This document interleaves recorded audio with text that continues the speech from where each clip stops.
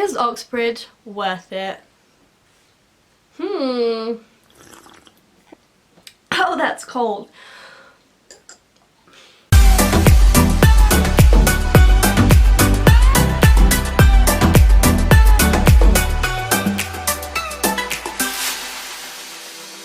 My name is Charles II. Hey everyone, welcome back to my channel. If you're new here, then my name is Rosie and I'm a recent graduate of the University of Oxford. This video is going to be juicy. Rise and shine.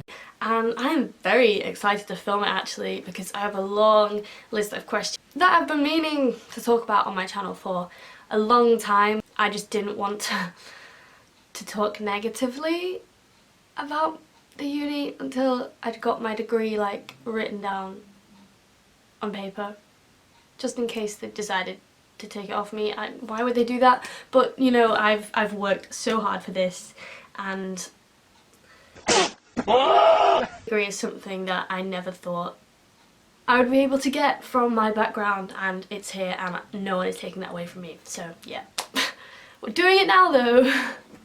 I've actually even done my hair for this video, as you can probably see. I'm really bad at showing you. This is also Unjaded Jade's merch, and it's great, and... oh, hi Chin. Hi. Oh gosh, this is chaotic.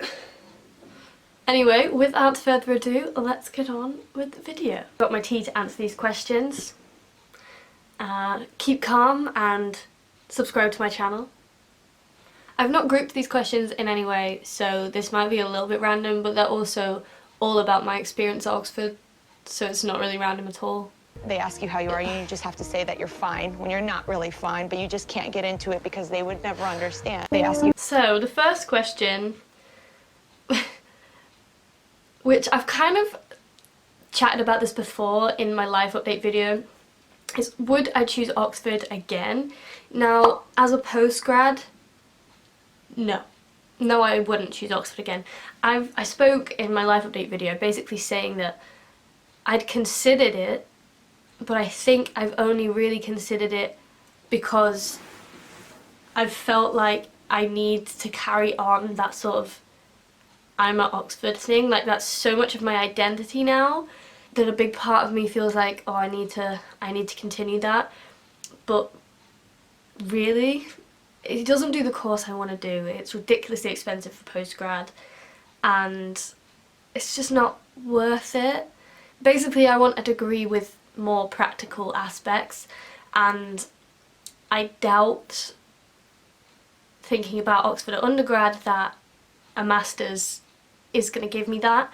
So no, in that respect I would not choose Oxford again. For undergrad, if I was going to reapply to undergrad, knowing now what I have about what Oxford's like, I would apply again. And there were a lot of times during like harder periods in my degree that I genuinely sat and thought, why have I done this to myself? Why didn't I just go somewhere that, you know, assesses you like any other university, like with modular assignments and not 2 essays a week that feel quite futile once you've done like 8 of them for no apparent reason. Obviously there is a reason, but at the time it does feel like there's not really a reason for it, and it does feel, like I said, futile and a bit pointless. But the times I've thought that were just when I was finding it quite difficult, and in the grand scheme of things I don't regret. I wouldn't change where I went. I don't think that I would have had a better experience anywhere else. Stop watching me! Did you ever think about quitting? I didn't think about it at all until 3rd year. And I also didn't think about quitting full stop, but I certainly thought about suspending. And just like my dissertation, it was just hard. And it all worked out in the end, but it had got to the end of November and I still didn't have a topic that worked. I'd spent the whole summer learning things and researching for one topic, and it wasn't me that had put myself behind, or it wasn't anyone's fault, but I had put the work in, like I hadn't just not done anything. But there's more of Stone Age to engage than maybe it first appears. You know, there was like lecturer strikes, which I totally agree with, but they did screw me over a little bit in that I couldn't get a meeting with a supervisor until after I'd already done like 12,000 words of research. Having done that much work over summer, to then essentially get to October, November and just think that was all completely pointless. Yeah, I did think, should I take a year off to get myself together? And you know, it's just, you've just got to push through it. And like, I was really lucky in that my supervisor did eventually come back to me and say, actually, you know what, I didn't realise you'd done all of this research. I did email it to him several times just saying, this is actually really good research. what about looking at this? And it was frustrating that he hadn't just turned around and said that like 6 weeks earlier. but he did eventually, and he managed to get me some data and it all worked out in the end. What was the most stressful time at Oxford? As I've just described, my dissertation was pretty stressful, but I also absolutely loved doing it. It was a stress for about a month, like big time stress. Then it became quite enjoyable, and actually doing my dis was way more facilitating than just writing essays, because I knew I was working towards something. Looking back on it, my most stressful time was the start of second year, when I was quite ill. For a long period of time, I didn't realise that I was ill, so I just thought, oh, why am I so demotivated? I'm just so bad at this at the moment. I can't wake up. I'm missing my alarm and not waking up till like 11:30 every day, and yet I'm still tired by 3 p.m. Yeah, I think it was made stressful because I wasn't living up to my own expectations, and I just wasn't managing how I should have been managing in my head anyway. Certain tutors really didn't help. I had an email of one tutor, for example, who was just in no way sympathetic to me whatsoever. I'd said to her, oh, I've been to the nurse, I'm going to hospital appointments, like here's a picture of my hospital letter, and she was just like, well, can't you get the essay into me anyway? Or you really shouldn't be, you know, only sending me notes, because it's not gonna help you. And I was like, what's gonna help me right now is getting better and not also having to stress about all of this work. And then other tutors were really, really helpful and sympathetic, and like I got extensions on my fieldwork project, which meant that I was able to get it finished to the standard that I was happy with it, and I did win the Oxbow Fieldwork Prize for that. And so, you know, it's just, Oxford and health is a whole different ball game. Some tutors just don't get it. They just do not understand that work isn't a priority sometimes, and that your health needs to come first, especially when it's mental health, but even when it's physical. Other tutors are excellent, and they will have one-on-ones with you to chat about, you know, what's wrong, and they will try and do everything that they can to help you do your best as well as get better. And it's just really, it's a bit of a lottery in terms of whether you get those tutors or not, and I assume every university is like that. The good thing about Oxford in that sense is that you have so many tutors that are with you on such a small level, like because we have college associated tutors and some tutors that are just for option papers, which means that you have such a large bank of adults close to you that can really pay attention to what's wrong and do something about it. I don't know if any other universities like who don't have a college system would have that same help bank.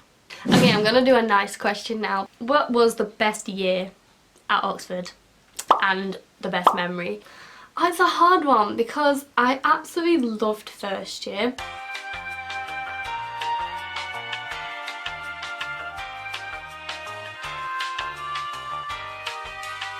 I also liked second year, but for different reasons. We lived in a house in second year, and although the house was grim at times and we had to do a lot more cleaning and bills and mould, it was super nice in summer to have a garden. I say garden, we had a garden after we'd spent hours clearing it because winter grew that jungle high. There was a forest in that garden, but thanks to the royal wedding, it gave us an excuse to clear the garden for a barbecue. And having barbecues in the garden, it's so much fun. And we had loads of barbecues. Did you prefer living in halls or like private accommodation? Halls is the answer to my question.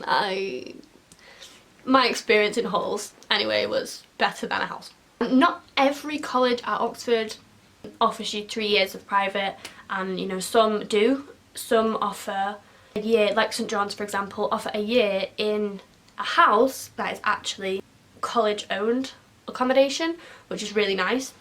Peters didn't offer that. We had to get a house out, and actually I was quite looking forward to it because it meant that it was just me and my closest friends. We could all be really self-sufficient, learn how to live like an adult.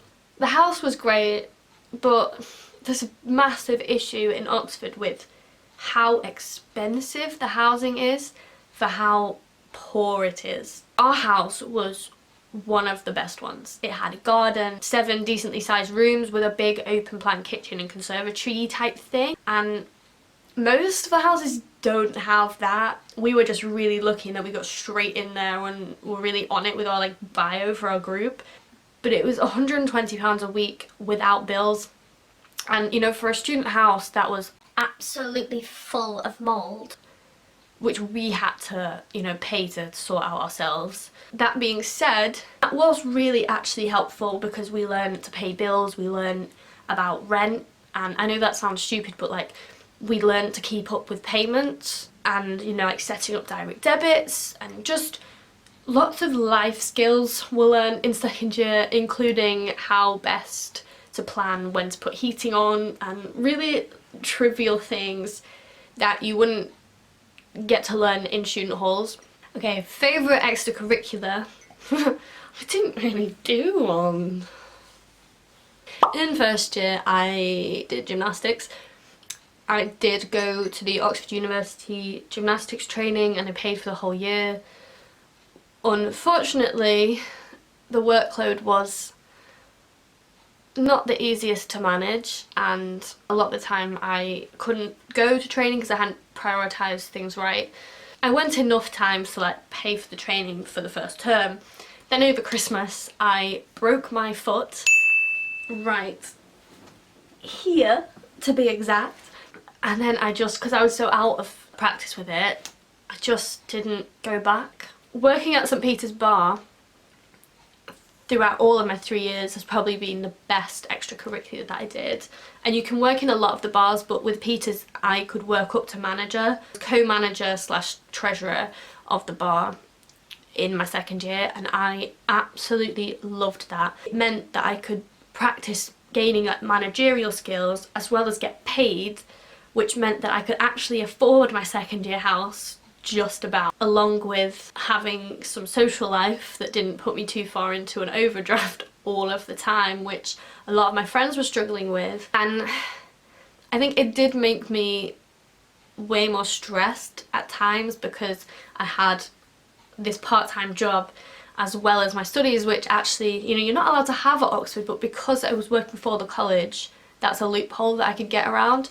And I was working probably about 12 to 14 hours a week. It was such good experience that I can now apply to any future role, and you know, I have obvious leadership experience now as well. So yeah, I think that is my favourite extracurricular. Clearly I've forgotten all of the extracurricular actors work that I did, because that is definitely my favourite extracurricular that I've done. Like, I did a lot of volunteering, I did a lot of work on, like, obviously my own YouTube channel and writing for that Oxford Girl blog and doing all of the socials with Tilly. So yeah, I don't know why I forgot that, but it was a big part of my degree, and definitely if you had to do a different subject at Oxford, if I was going to be at Oxford and I didn't have to worry about like the grades I need to get in, I would do human sciences. Now, a lot of people say that this is a bit of a cop-out of biology, but as someone who wants to go into forensic archaeology and anthropology, human sciences would have been absolutely perfect. And you know, I'm not sure I would have coped with the maths aspect. You know, I definitely wouldn't have coped with the maths aspect, but it does look like a super interesting degree. And my physical anthropology module was half Arch and Anth and half human science students put together, so I know that it would have been the thing that I would have like absolutely loved to do. Okay, let's end on a big one, and then I will carry on these questions in my next video. No, God! But the question you have all been waiting for, drum roll please. Why is there no drum roll? Is Oxford worth it? It's cold. So I can't speak for Cambridge, obviously, but Oxford for me was definitely worth it. There were ups and there were certainly downs, but having paid the same as any other university and having been taught by people who I had no idea before I got here were like world-renowned people in this field.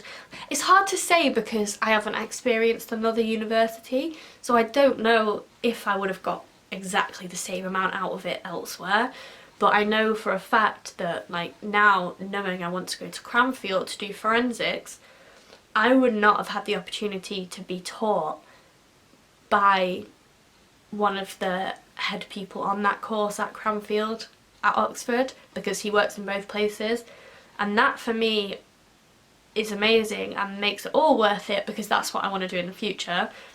I also wouldn't have had the experience to manage a bar.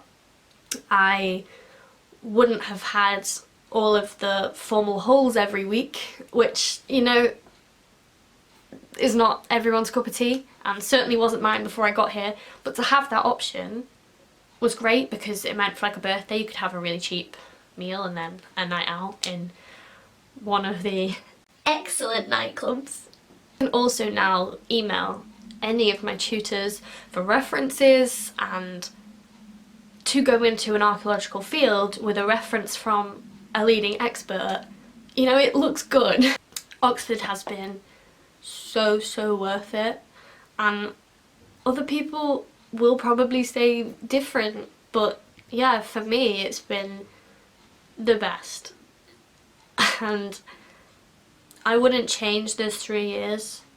I'd change bits of them, but I wouldn't change them overall. Having gone to Oxford, I can now give back. Like, it is so worth it having gone, because now I have that experience that I can teach to students who would never get to experience that otherwise. And that is so worth it. So thank you for watching this video. Like I said, there will be a part 2 up next week, and I will cover more juicy topics, and I'm going to film it right now, so I will be wearing the exact same thing, but I've been talking for too long, so we're ending this. If you enjoyed this video and if you want a part 2, make sure you give me a thumbs up and smash that subscribe button, and I will see you in next week's video. Bye!